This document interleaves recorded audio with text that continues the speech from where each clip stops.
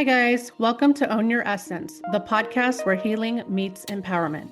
I'm your host, April DeMille, a psychic medium and a life coach specializing in grief, trauma, and toxic relationship recovery. This is a space for deep conversations, powerful transformations, and raw healing. Each week, we'll dive into soul centered topics like psychic mediumship, the supernatural, metaphysical wisdom, emotional grief, addiction, mental health, spiritual wellness, and self discovery. Through inspiring interviews and personal insights, this podcast is here to spread awareness, spark connection, and support your healing journey. If you're ready to set boundaries, reclaim your confidence, and step into your true power, you're in the right place. Let's own your essence together.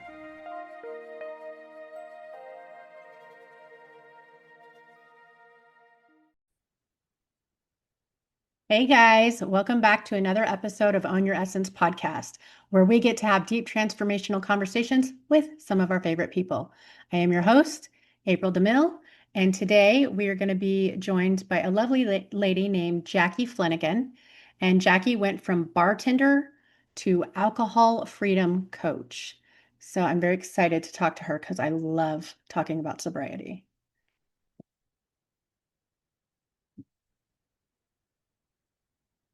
Hey, Jacki. So Hello. I just introduced you by name, but if you want to go ahead and tell our audience who you are and what you're doing, and then we can kind of dive into some of this. Okay, very good. Hi, my name's Jacki Fleniken, and I'm an alcohol transformation and freedom coach. I love that. Thank Like, you. where were you all my life? So can you tell me a little bit about like how you got to this position? I'm sure there's a lot to unpack there, but Right. but you yourself had experiences with alcoholism, and that probably played a pretty big impact in this story. Yes, it did. I mean, when I look back 3 years ago, which would have been 2023, I was a very broken soul, and Okay. I had at the end of December of 21, I fell into a major depression. And in order to cope with it, I just drank copious amounts of alcohol. And but I was always a daily drinker. I'd done it for years and years and years. But when I fell into depression, I mean, I literally would get up and then start drinking and spend most of the night drinking. And then by the time, I go to bed and I'd wake up, it was just this terrible hamster wheel that I was on. So 3 years ago, I just started thinking something's got to change because in 2022, I had gone to a celebration of life for a friend of mine who had passed from his addiction to alcohol. And I remember sitting there, it was like a 1 o'clock celebration of life, and we were already drinking. But I kind of needed to drink because I was hungover and I wanted to bite the hair of the dog that bit me. So here I am at 1 o'clock in the afternoon. And I knew if I started at one, it was all day. I knew Right. it was going to be all day. So we're sitting there at this celebration of life. And I'm going to say 80% of what people talked about when they got up to talk about this gentleman was all the stupid stuff he did when he was drinking. And I sat there and I thought, is this the legacy that you're creating for yourself, Jacki? Now, come on, like, is this what you really want your kids to think about when you die of, or have your friends get up and be like, oh, yeah, she could drink 12 beers. Oh, yeah, she was the life of the party. And I thought something's got to change, but I didn't know how to do it. Yeah. And so I bought these drops I put on my tongue. Like, take this and do this, and this will help curb your desire. It didn't happen. And then I Right. had like this app I put on my phone, and it didn't work for me because it would say like log how many drinks you've had. So I would say, and I remember it was like say how many drinks you're gonna have. And I mean, I was averaging 12. So for me to go nine was like, what? Like nine, Yeah. a single digit. So I learned to just lie to the app because if I said I was going to drink Yeah. nine and I drank 12, I get a red mark. Well, I would just put nine. And in my mind, so I would just do all these stupid things, right? Trying to figure out how do I get this to change. And I was a bartender for 12 years prior in my previous career, but I never really understood the addictive nature of alcohol until I finally dove in to understanding why the pattern of my addiction was so strong and why it is with so many people. It's Right. like I had it so hardwired into my brain. So in 2023, I was fortunate enough to find a methodology that it wasn't AA based or wasn't rehab. Because not that those aren't they work for some people. Unfortunately, it's a very minute amount. And I was Right. never going to go in front of a room and call myself an alcoholic because I was never going to label myself that Yeah. because I was like, no, I'm not doing that. I'm not going to go. And that's not, it just, I was not part of my comfort zone to be able to do that. And so, and I was never going to go to rehab because at that time, I had 7 cats. So who's going to take care of my cats if I'm gone? So I was fortunate enough to find the right things and the right tools to start to learn and understand why I was drinking as heavily as I was. Right. And so I went on a journey to really studying this. And after about 78 days of learning, because the knowledge and the feelings and the emotion were everything, I made the decision, okay, June 9th, 2023, I'm going to jump. I'm going to jump off the alcohol train. I'm going to see what happens. But I had learned so much that I was already cutting them back. I was like 6 beers at night, 7 beers. It Yeah. wasn't the 12 anymore. It wasn't double digits. So I just made this decision of it. And Matthew McConaughey, I remember I did an event with him called The Art of Living in April and May of 23. Okay. And one of the things that Matthew had said, which was so profound to me, was you either make a renter's decision or an owner's decision. And if you make a renter's decision, it's like you leave the back door open. It's a maybe. But if you own your decision, you own it like you own a house, you slam that window shut, you slam that back door shut. So when I Yeah. decided to take a break from alcohol, I said, own this decision, Jackie. Yeah. Own it. Because if you go back and forth, you're not going to get the results that you need. So Right. I went for it. And I thought, okay, let's see what happens. And I mean, it's 2.5 years later, and I have absolutely no desire to drink. Yeah. And so when I decided to become a coach, it was mainly because around that time that I went to that celebration of life, I did call a girlfriend of mine who had stopped drinking. And I was like, we played voicemail tag back and forth because I knew I had a problem. I just didn't know how to fix it. Because, like I said, I didn't want to go to AA and I wasn't going to go to rehab. And so, whenever I decided to become a coach, is because I never wanted anybody to be that Jackie, that version of Jackie sitting on my front porch, scared, and somebody not. I want people to know that I'm a safe space for them to come to because I get it. I understand. I didn't learn about how to overcome, like some people who teach about addiction, but they've never been addicted to anything.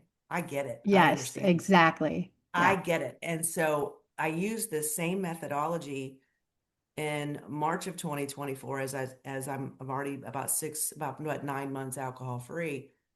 I used it to get rid of cigarettes too. So I got rid of both. I didn't do both at the same time because I was like, I'm not shocking my system all at Yeah. once, right? Yeah. Yeah. And You're so like, I want the to. goal is to live through this process.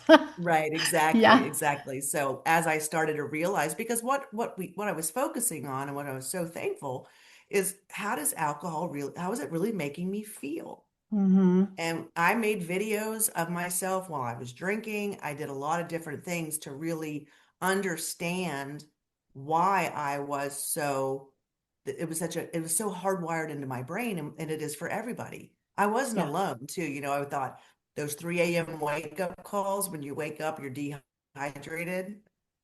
Yeah. I wasn't the only one having them. Everybody gets them. That's if they're drinking too much, and it disrupts your sleep. So, all Yeah. right, I think I'm done for right now.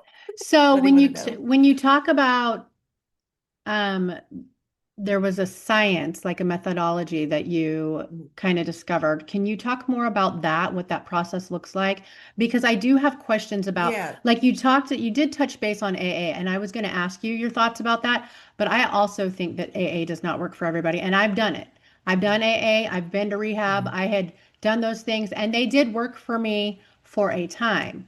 It was Mhm. enough of the basics to set me up for success, but then I Mhm. took matters to my own hand and I had to figure out what was going to work for me. And it was none of those programs. They actually were harder for me. They Mhm. actually made it worse, Right. um, Right. because I felt like we weren't diving into the root cause, which was the pain, the trauma, the Mhm. stuff that was really, making me feel like I needed to put a band-aid on something, right?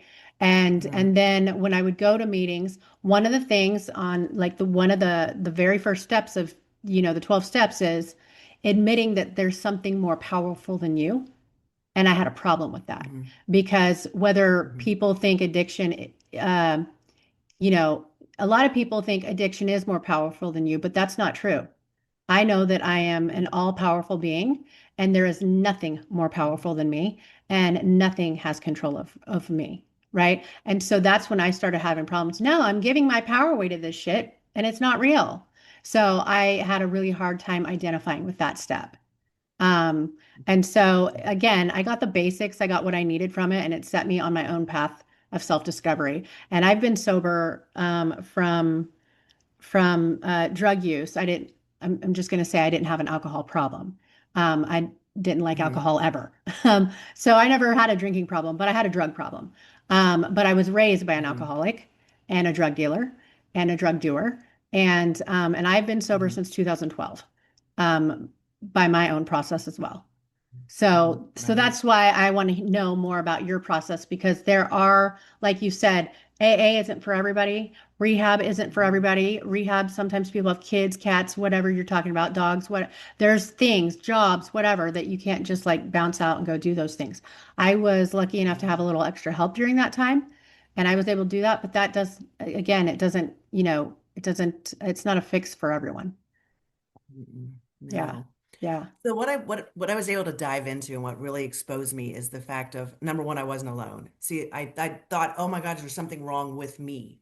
Why can't I cut back alcohol? Why can't I control it? Well, the biggest thing I learned and what was so powerful to me was, well, yeah, you hardwired it. It became this automatic autopilot that happened to me. It happens with any sort of addiction. And it could anything. It could be the phone, it could be sex, it could be cigarettes, drugs, whatever it is, right? Gambling, anything like that. So what I started to understand was one thing was I was raised around parents who drank.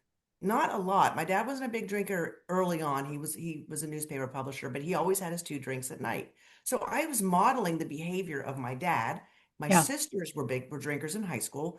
I learned that in that time of my life when my brain was forming, I was absorbing all of these different things. So of course, down the road when I started drinking, I'm just modeling what my sisters are doing. Yeah. So it was like take the pressure off yourself. Of course, give myself some grace and compassion to understand it's not you, it's not your fault. And the Right. other thing I learned, which was so powerful, was, the alcohol industry, they don't give us any warnings. They don't tell us anything about the substance. They don't really, there's no warning labels.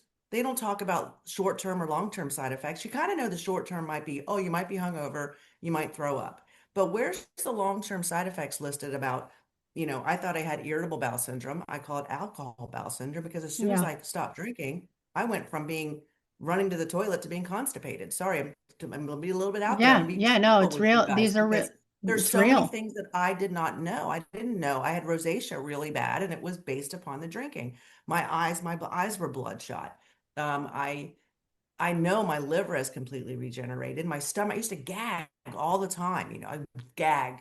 And then I found out, oh, well, that's because the way that the alcohol is in your stomach, it's ripping your stomach lining up. So all of Yeah. these things that they don't tell us about. Instead, because I think about, I was a bartender, like I said, for 12 years. And I remember when people would come in and they're like, oh, yeah, I don't drink. I'm like, what do you mean you don't drink? And Like, why what are do you at you the bar? mean? Yeah. Right? Like, Yeah. what is there? Do you have a problem? Because I didn't understand that some people just don't like the taste of it. Yeah. And some people just had they weren't raised around it. They didn't see it. Yeah. So what I was able to learn was the way that it was on autopilot. So it was kind of like, oh, it's 5 o'clock. So how I explain this to people is at the time I had seven, I have 6 cats. So usually around 5:15, 5:30, I feed them moist food, right? So if it's 5:30, 5:35, and I haven't opened up those cans, they're already waiting at my feet Yeah. They're in the probably kitchen screaming saying, at you. where are you? Now, Yeah. the cat they don't have a watch. They can't read a clock. It's their internal clock. We create that same sort of internal clock when it comes to alcohol. And I'm going to use alcohol obviously as the example here because that was my choice and cigarettes too. But really, so I would use alcohol. And so usually 5 o'clock, I'd be like, oh, it wasn't even a thought. It was reaching for it. I created so many different avenues of why I thought I needed it. So that's what I was able to do in the beginning was start asking myself questions and get really curious of Yeah. why do you think you like to drink? And I had to write all these things down. I think I like the taste. It helps me sleep. and then what, and all these different things, right? And then it Right. was, what are your fears about not drinking? And I was like, I'm afraid I won't sleep. I'm afraid my friends will Uh, think I'm crazy. Is anybody going to want to hang out with me anymore? right. The list goes on and on and on. So what we were able to do then, based upon effective liminal psychology, is another thing I'm certified in, is start to understand all of these beliefs were stored in my subconscious mind. All Right. right. So the subconscious controls 90% of what we do.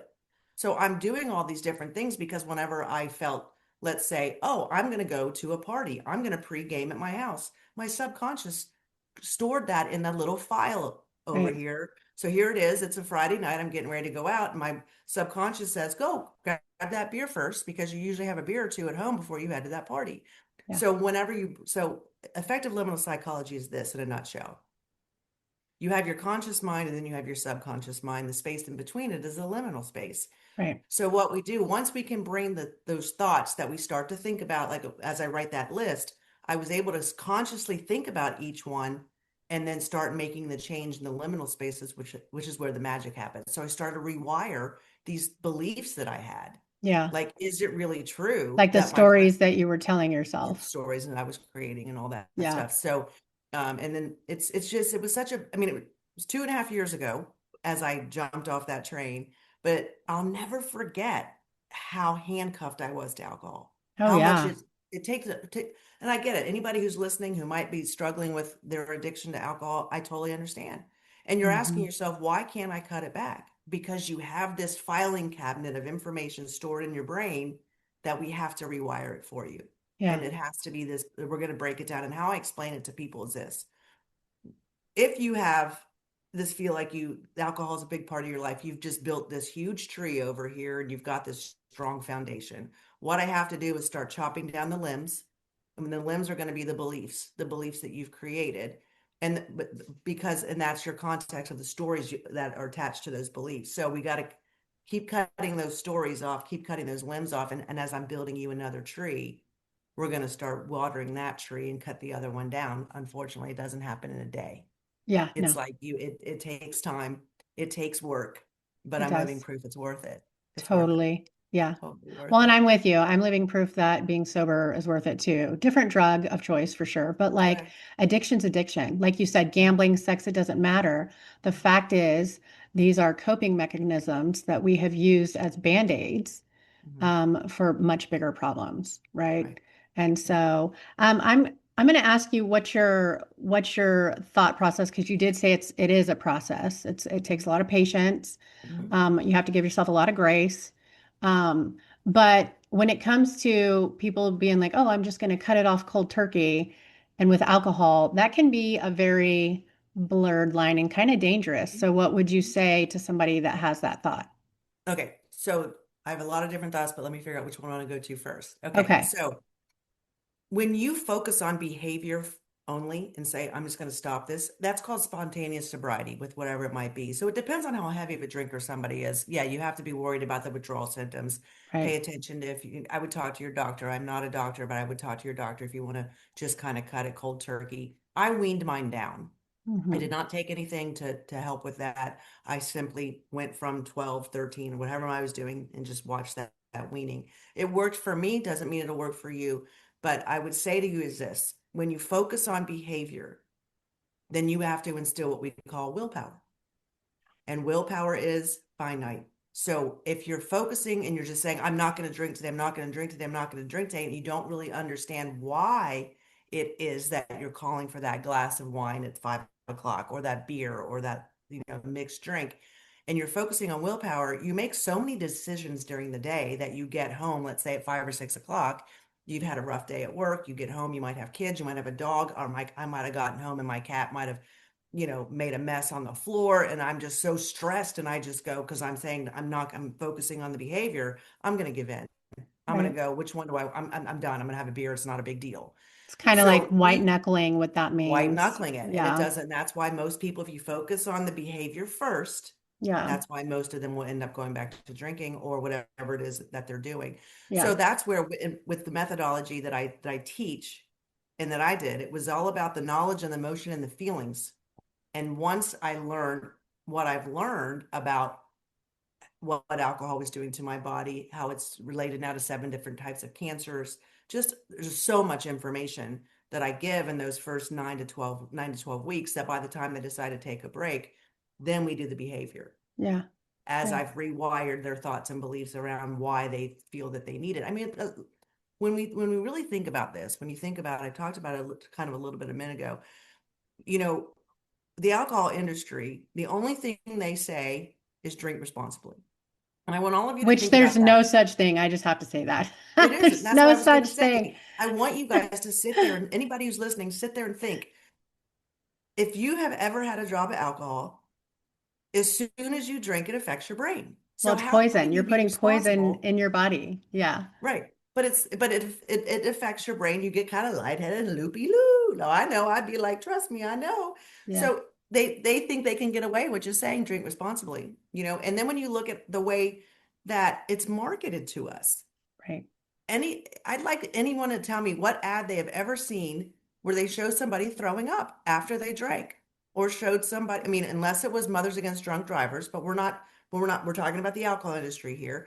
They don't show us the true after effect of alcohol. So we're Right. all brainwashed into believing we need it after we play golf. We need it when we're on the beach volleyball. We Yeah. need it that you need this It's to 5 o'clock fit in somewhere, everywhere, everywhere. all the Right. time. So it creates this false image of a substance Yeah. that, and really, until I finally walked away and understood it, really, what value does it bring to your life? Sure, you might have a little bit of fun in the moment, but really, if Right. you go too far with it, the next day you wake up asking yourself, what did I do last night? Oh my God, did I email or text anybody something stupid? Oh my God, what did I do? Like, why do I Yeah. have a bruise on my leg? I'd wake up sometimes, I go, where did I get that bruise? Right. So Yeah. when you look at the way the alcohol industry, it hides it. And I'm going to share this with your listeners too and with you. So I was reading a book called The Blind Tiger, and it's about prohibition, and it's a fiction, but it is prohibition in the 1920s. And it was whenever they were making moonshine and whiskey and out in Texas, and it was all illegal. And the sheriff's wife ended up becoming addicted to whiskey. And the one gentleman found out about the wife. Like, I can't believe that they're selling you this whiskey, knowing that your wife is using it. And he said, "Oh no." And this was a quote in the book. It said, "Oh no, he understands. He just takes perverse pleasure in her sad, sad circumstance." And I sat there and I thought, 100 years later, they take perverse pleasure in people's sad, sad circumstances of being addicted. They don't Well, care. right. Yeah. Right. So my mission is to help people who want to break that cycle, break that hamster wheel that they're on, and they've tried other things and it doesn't work. I can promise people, give me 90 days, I will help you will cut back your drinking Yeah. on your terms, not white knuckling it because it doesn't work. I've Yeah. seen it too many times where people have tried to just spontaneous sobriety or they focus on the behavior, and because they didn't learn why So, they're and so you're addicted you're to it. you're kind of covering all the bases too, because I assume, and Mhm. maybe this is a question as well, you're incorporating the importance of healthy habit Mhm. replacement Yeah. and changing your support group and having support group. Right.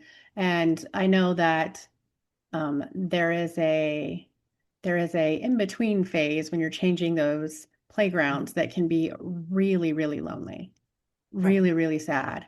And I love that you are, like you said, you're cutting the beliefs down while you grow a whole new tree. Mhm. And so I think that that's really good that you're covering all those bases. Yeah. Thank you. And so you call yours the alcohol freedom. Is Yep. the Alcohol freedom and transformation coach. I think in the beginning I said alcohol transformation, but anyway, alcohol freedom and transformation. Yes. So And my question about that too, while we're mhm. on this, is what do you think the hardest part of early alcohol freedom is for someone that you're working with?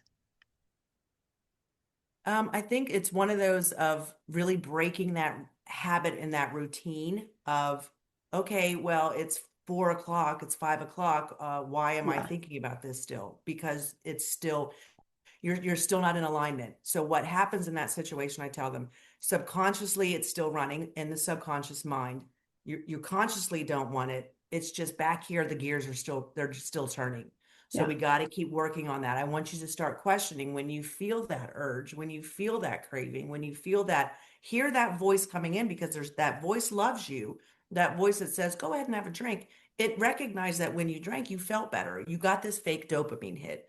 So Right. you just you got to be, the awareness has to be there. So they learn to work with that. And I tell them, don't ever judge yourself if you do have a drink, Yeah. because you've been doing it for how many years? Yeah. It's kind of inevitable for you Yeah, to, and if it yeah. does, and I tell them, if you do, then we dive into what was triggering you, what thoughts were coming in, because then I work with them and say, okay, if that, so you had a drink, we call it data points.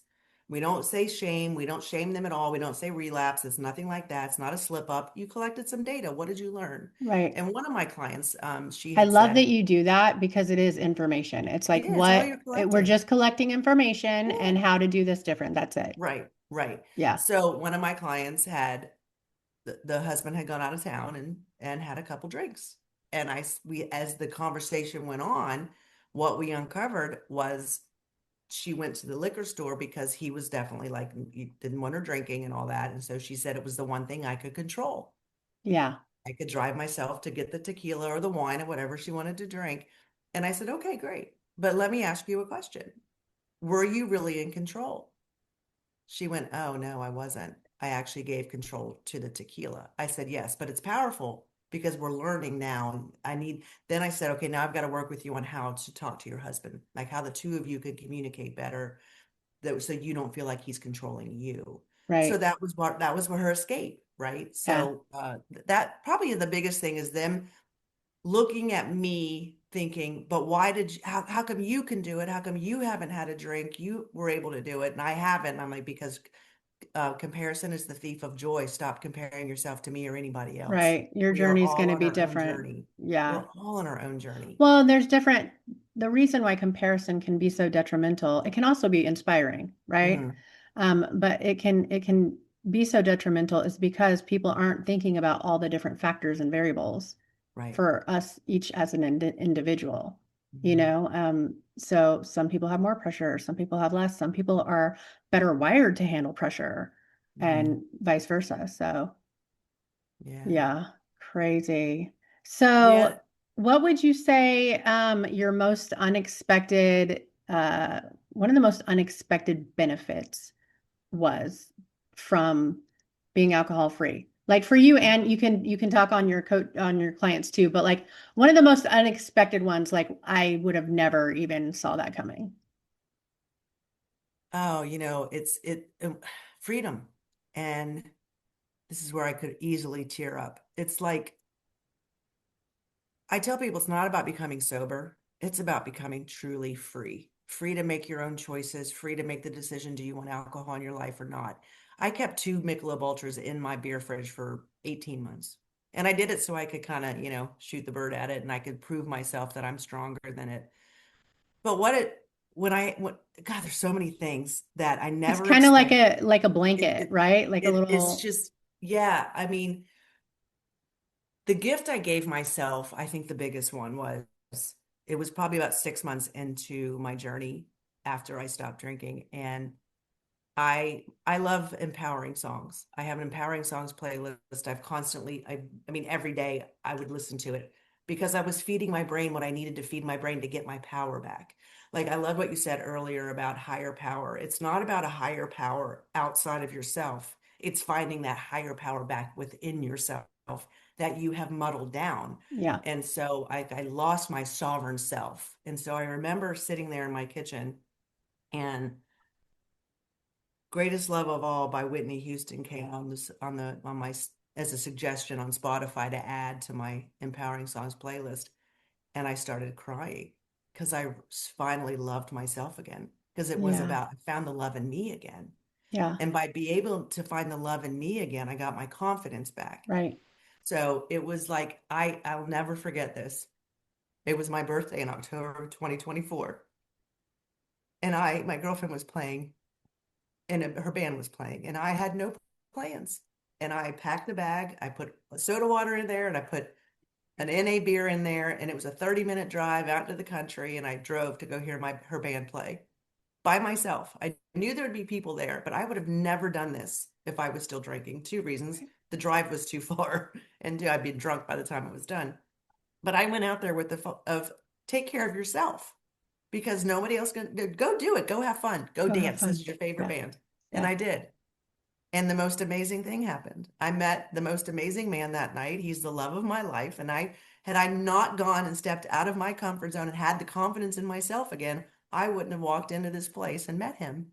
Right. And it's been a beautiful, I mean, I'm so thankful to God and my spirit guides and guardian angels for being there for me to say, go. Yeah. Because think of all the things you've done. So I was able to reconnect with myself, get the confidence back in myself, and live a life that's fully just the peace I have with life now. I think was probably another one of the big surprises because as you're not having to deal with your body metabolizing alcohol and dealing with the next day, and I mean, I never took a day off, so I mean, my body's constantly was fighting itself to metabolize the alcohol after ridding myself of that horrible, alcohol toxin that was in my body and the poison, when things happen now, I don't get agitated. I'm just very peaceful about it. I mean, I might get elevated here and there emotionally, but Yeah. it's not like it was. I'd have been ranting, raving, and screaming. So peace was the other really big thing that was a huge surprise to me that I wasn't as reactive. I didn't react. Now I just respond. I have time to think about it and reflect. Yeah. Yeah. Yeah, I love that. I think that you touch base on something that stood out to me too. Like, I think one of the most unexpected benefits I can say for me personally was I Mhm. never imagined um, that there was a life outside of Mhm. addiction. Like you hear of it and you think, oh, that's cool, that's good for them. But it was like a fantasy to me because it's not how I was raised. And Mhm. so that was one of the things that I was like, this is something you read about in stories. People aren't actually sober. No, I don't know a single person on the planet that was like that until I became that person. But then even with that, like one of the most unexpected other benefits was all the beautiful connections that are made outside of that.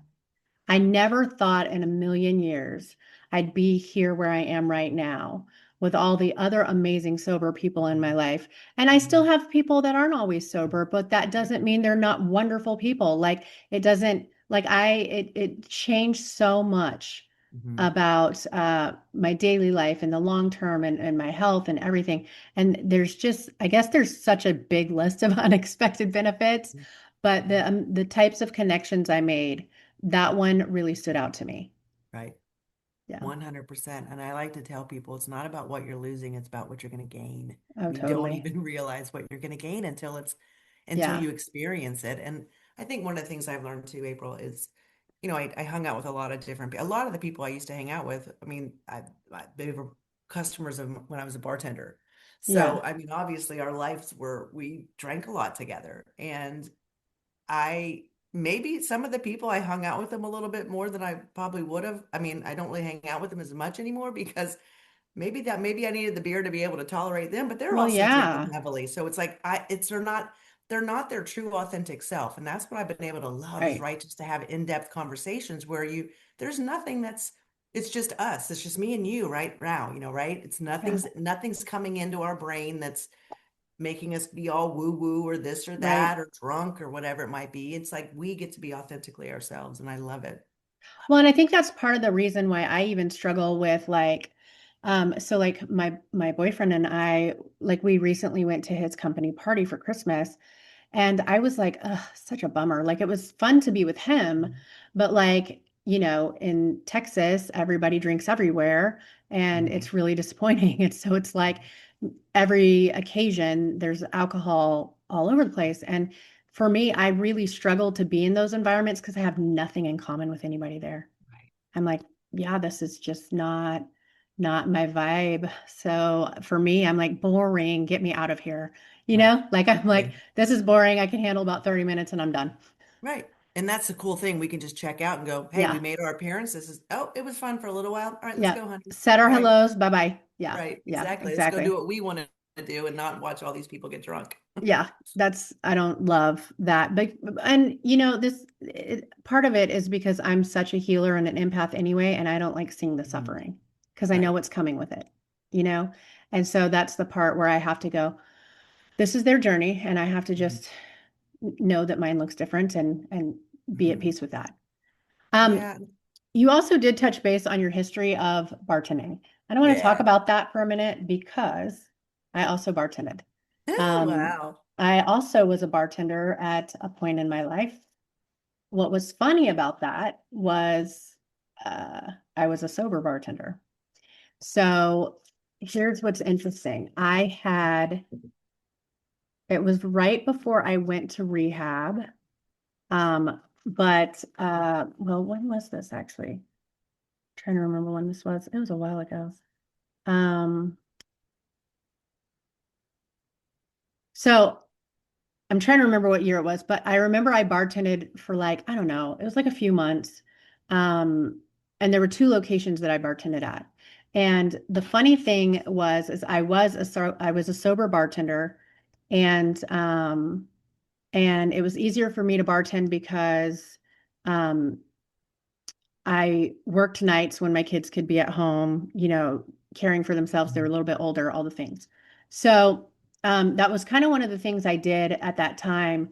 And I remember specifically, I had the boss of the bar, like the owner of the bar, he Mhm. had like a love-hate relationship for me. And I'm going to tell you why. One, he kind of loved that I was sober because like my tills were always on point. Mhm. There was never any problems, whatever.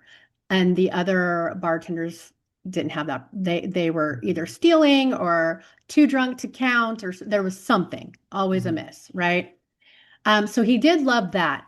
But one thing that he hated about me and that he would always get on to me about was how I was making him lose money. And it was because when you're a bartender, you get paid literally everybody wants to be your best friend. Mhm. Everybody there wants to tell you their life story. They want to be your best friend. They want to buy you drinks. They want to get you loaded with them. They want to Mhm. hang out. That's what they're there to do, right? Well, I was sober, so I wasn't taking anybody's, hey, let me buy you a drink. I was like, oh, no, I'm good. Thank you. And I'd walk away. And he would get so Mhm. fucking mad at me because why aren't you taking their money? I'm losing business because of you. And I was like, what? I don't understand. And he's like, they're buying you drinks, they're giving you money. I don't care if you just put water in a cup, take their money, but let them buy you drinks. You're making me lose money. And it was a thing. And I was like, I would have never that's not something I would have experienced it Right. never crossed my mind that I'm losing money for this man because I'm not letting people buy me drinks. And it was a whole thing. And I ended up just not being okay with it. I was Right. like, I don't feel right about it. It felt really dishonest to me. And so Mhm. I was like, I can't do it. I couldn't do it. It was just a weird experience. I kind of was like, oh, it'll be cool. I'll be the only sober bartender there. But then it ended up not being cool because the guy was pissed that I wasn't letting people, that I was denying money. So yeah, Wow. it was a weird That's a thing. little, in my humble opinion, he's a little bit unethical. Here, take their money, but don't even buy yourself that. Yeah, it was like if Did he you, want you to charge them for the most expensive drink as well? Like I an don't, espresso martini for usually, 10 bucks? yeah, that's the thing is usually people would be like, what's your drink? What's your favorite drink? I want to Right. buy you that. And I'd be like, I don't drink, so don't worry about it, right? And he'd be like, Right. I don't care if you pour Coca-Cola into a shot glass and whatever, like and I'm like, yeah, I'm not good with that. Like, no No. thanks. But Yeah. that's also kind of like par for the course because it's such an Mhm. addictive environment that it ends up being deceitful too. So Right. it 100. goes hand in hand. Right. Wow. I Hmm. get what an interest. Yeah. I never had that experience with any of my bosses, and I would have the same thing. I'd have been like, what? Just Yeah. charge them for, so they just want to, and so he's not even selling anything. He's just taking their money. He just Yeah. was like, they're fine with giving you the money, so that means fucking take it. So I was apparently bad for business, bad for numbers. So I was like, whatever. Wow. Wow. Yeah. So it was Crazy. yeah, it was a weird Yeah. experience for sure. Yeah. So can I ask you what you're doing with yourself now that you're not bartending, you're not in that Mm-mm. world. You've got a different Mm-mm. career. I know you're coaching. Is there any other Yep. magical things you have going on? Just working really hard to get my name out there more and more I mean, most of my coaching is done via Zoom, so it doesn't matter where people are anywhere in the Yeah. world, but I mean, Yeah. mostly United States. I had a girl up in Canada, but just really getting my message out there to people because I know, like I said, there's so many people who are suffering in silence behind a mask, struggling with this and not knowing where to go. Most people are not going to go to their doctor and tell them how much they're drinking because they're so afraid their doctor's going to judge them or they're going to write it down in their medical information, and all that. And so it's like I just keep trying to get out there to tell my story so people know there's people that are just like me right now sitting at home wanting to be able to cut back and they can't. Because one of the things when I started on this journey too, it was like I wanted to just get control back. I never went with this with the intention of never drinking again. I mean, I can drink if I want to. I just literally have no desire. But when I started on this journey, it was just to be able to go back to having one or two. So I remember thinking, oh, I'll never go a day without a beer, right? That was my whole mindset. Yeah. But after everything I've done and everything I've learned, I mean, to even think about having a beer is inconceivable. Yeah. Like last night, it was really fun. My boyfriend's three boys were here with their two of them are married with babies. My two of my kids were here. We had a great dinner, and I made great I made non-alcoholic margaritas. I used a non-alcoholic agave from Ritual. I took a blueberry lavender syrup that I found that I made little martinis for them. Everything non-alcoholic. So I just love my life now that I can take the knowledge I learned from being a bartender and, find a different way of having life. So those are the things I'm You could doing. Mostly, totally make a whole business doing just yeah. like fun, now non-alcoholic little Mhm. drinks. Yeah, it's teaching them too, and that's the biggest thing. Like what I do love, I do drink non-alcoholic beer. I did from day one. Yeah. When I had my first day on June 9th, 2023, I substituted Michelob Ultra with Heineken Zero Yeah. because I knew it was the habit, it was the routine. So I Right. kept the routine the same. I just changed what was coming out of that bottle because Right. the brain didn't know. The Right. brain didn't know that the Michelob Ultra was addictive and nor did it know it was poisonous. It just knew I liked the way it made me feel. So the first day I had 7 Heineken Zeros. I mean, I just kept drinking them because I was like, and then eventually I remember like probably about 2 months in, I was like, every time you drink one of these NA beers, it's costing you like $1 or something like that. So I was like, now I was good. I was free from it. So I'm like, yeah, okay, I'll have one on occasion or maybe split one with my boyfriend or something. So Yeah. Yeah. yeah. That's so cool though. I love that. I feel like I had something else to ask you. Um, well, while we're on the subject of the habits, Hmm. it some of this reprogramming reminds me a lot of hypnotherapy too.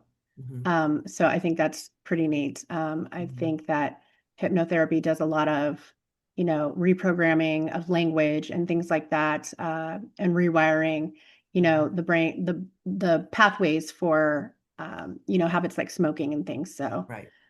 So I think that's really, really good stuff. Um, I also think it's interesting because I think that you're one of the only alcohol-free people I've met that still drinks like non-alcohol stuff. And I think that's interesting because I remember when I was in rehab, I Hmm. had a sponsor and her choice of drug was alcohol also. So we were different in that way, but she was still a fun lady. And I asked her one day, I said, "So what's the difference? Like, what if I still go get a non-alcoholic beer?" I had actually asked her that. And she said, "The intention. It's still the intention. You're still like sticking with the habit." And I was like, okay. So like it made sense to me at the time, but I'm hearing a different perspective from you and it still works for you. Yeah. Yeah. I mean, eventually I didn't need the And you seven didn't need it. in it. Yeah. No, and then I remember it was a 2023, 24, in 2025. I guess it was this past summer. Every time I used to mow my yard, I'd come in and have a beer because it's like Yeah. you're all sweaty and stuff, right? Yeah. And this summer, I mowed my yard. I came inside. The next day, I was like, oh my God, I didn't even get an NA beer. Like, so I mean, first 2 years I did. And this year I didn't even think about it. I was like, wow. That's Yeah. crazy. And I was told that this is what will happen over time. Yeah. So it's just because alcohol has become so small and irrelevant in my life. I mean, I talk about it, you know what I mean? I coach people around it, but me personally, it means it's nothing to me anymore. It doesn't take up any real estate in my brain anymore. It's Yeah. 100. What I mean by that, okay, here's another interesting thing that happened, April. My boyfriend and I went to Charleston, a couple months ago. I think it was August. And we went to a swanky restaurant with his best friend and his best friend's wife. And we ordered what we thought was a non-alcoholic beer because they had these beers listed at the top. There's 5 beers listed, and underneath it were all the mocktails. So we were like, oh, that's about normal. I mean, a lot of restaurants have about 3 or 4, maybe 5 different options for NA beers. And we ordered one, and Right. it was pretty amazing that within literally they brought it out. They didn't bring the bottle. They had it in a glass for Rick, and I took a sip of it, and within 90 seconds, I looked at him and I said, "Something's not right. You're I need like, to see." that has alcohol in it. I said, "I need to see the bottle." I didn't. I said, "Something's not right." And what I what we did discover, yes, it did have alcohol in it. And what I felt was, because I had rewired my brain and I got rid of that complete tree, the tree that was growing that had all Yeah. that information, had the data about alcohol, because I've done so much work on myself and rewired that belief or everything about alcohol, that my subconscious mind went like this alarm went off and said, no, that's that thing you got rid of. That's that thing you got rid of. And sure enough, so I had kudos to Rick and I. We spoke with the maitre d, the general manager of that restaurant, and they didn't list their ABVs on the beers.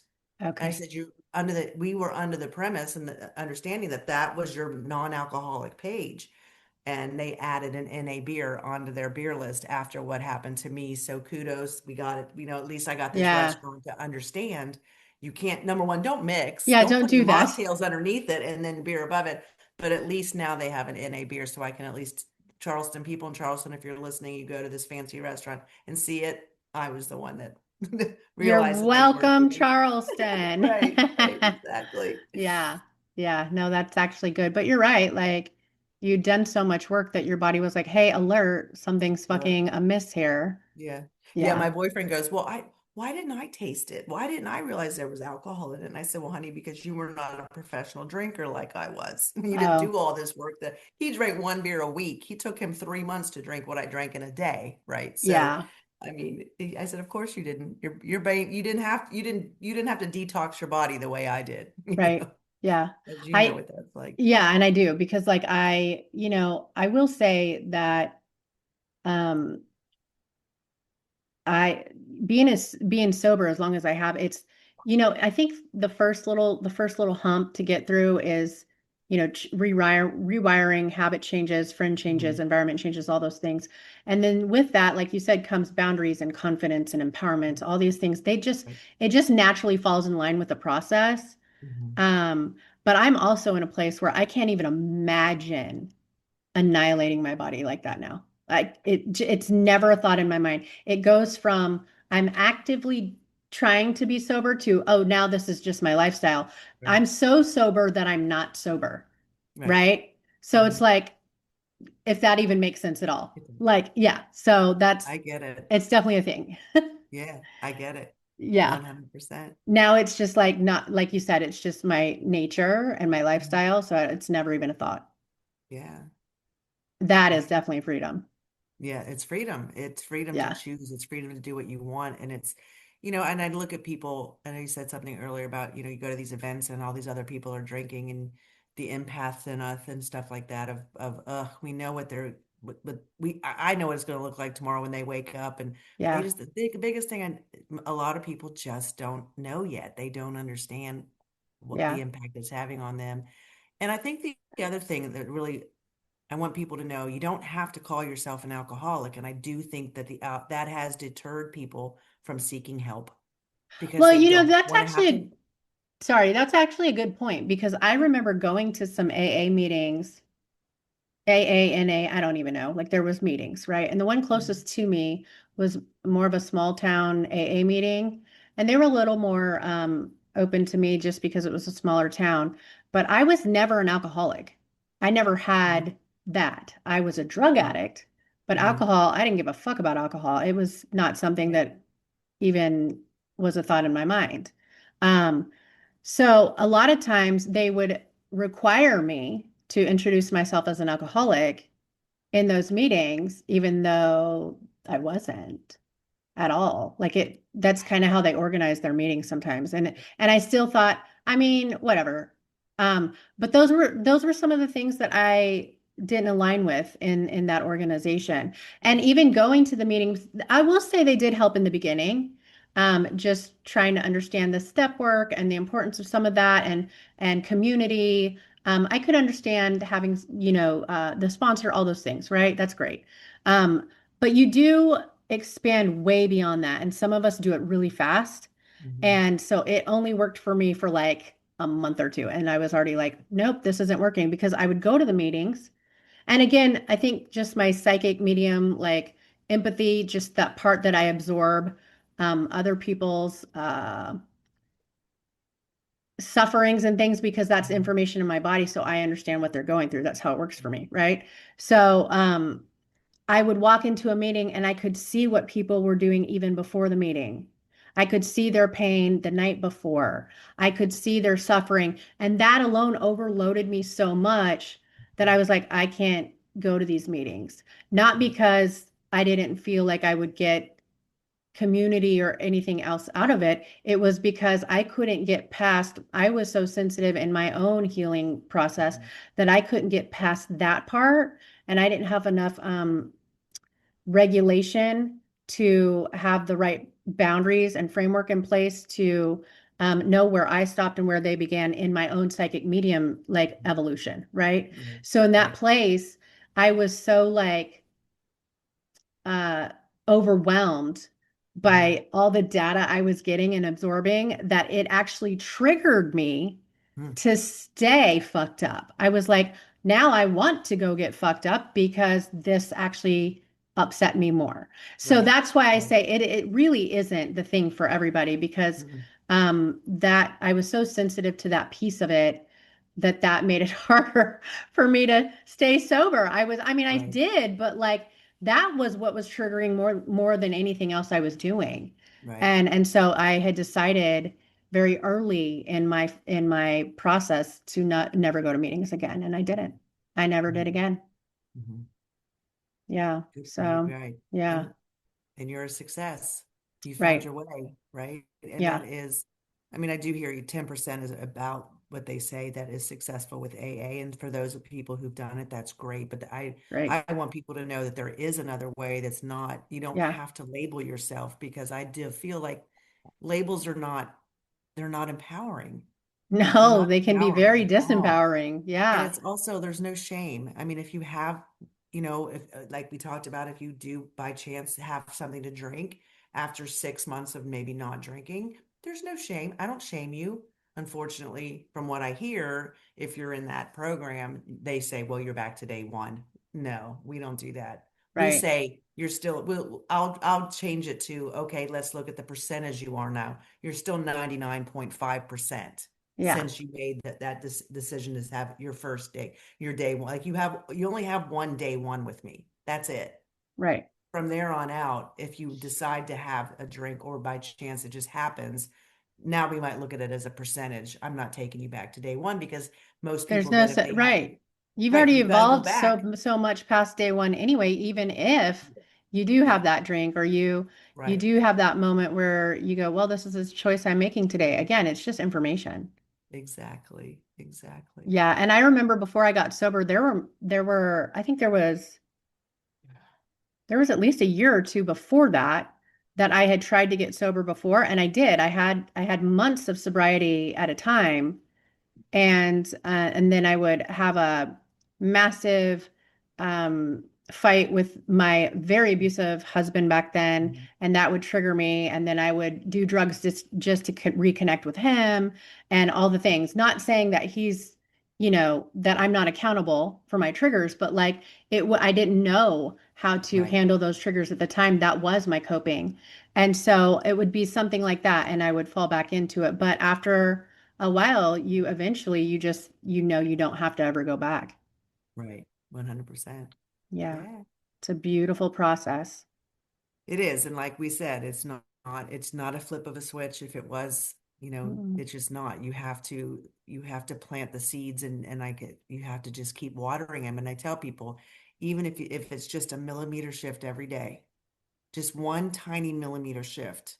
So I start on this journey in 2023. I'm like, it's over 1,000 millimeter shifts I've made. Yeah. So they stack up. They Yeah. stack up. Yeah. Have I had some bad days? Yeah, I've had some days that have taken me to my knees, but I didn't run back to alcohol. I'm Yeah. able to work through those emotions now and sit with myself and that's a different That's a world, isn't it, big April? deal. Yeah. Yeah, it's That's like, a really big whoa, deal. Yeah. right? But it's Yeah. When but you don't have to hide from yourself or doctor it mm-mm, up or no. mask it and you can just sit with the ugly stuff, the uncomfortable stuff, that's really not ugly. It's actually pretty beautiful, you know? Right. Because it goes away quicker too. Have you Yeah. noticed that? Oh, Like yeah. I used to have situations and I would drink through it, right? And 3 weeks later, I'm still dealing with it because I Yeah. never dealt with it. Yeah, And because you're not no, actually like minimizing the issue, you're prolonging the issue. exactly. It's still going to be there the next day if you don't deal with it. If you just go decide to get high or do some drugs or Yeah. drink alcohol, it's not going to go away until you sit there and work with it and figure out what do you need to do or whatever. So yeah, it's a beautiful alcohol free, drug free, whatever. It's beautiful. It's beautiful life. Yeah, I would Yeah. agree. Well, thank you so much Thank for you. your time with me today. I really appreciate that. Can you tell me, I mean, it's going to be in the notes anyway, but can you tell the audience like the fastest way to get a hold of you if they want to work with you? Yeah, my name, coaching by Jacki, JACKI.com. And you go in there and I have my stories are in there. And it goes into all the details. And then I have a link that just says book a free call with me. So I talk Awesome. to everybody for free. And just to hear where their story is, and see if we're a good fit. Uh, because I know you got to make sure you like the person that you're talking to. And Yeah, I've got a lot of compassion for people who are struggling, yeah, and I I want to be able to be of service to others who are scared and afraid to talk about it. So that's the biggest way is go to coachingbyjacki.com. perfect. Perfect. Well, Okay. thank you so much, Jackie. I'm going to go ahead and end it right here. So if you want to just help me tell my audience goodbye. Bye, you All right. Goodbye. guys. See y'all Bye. next Thank time. you.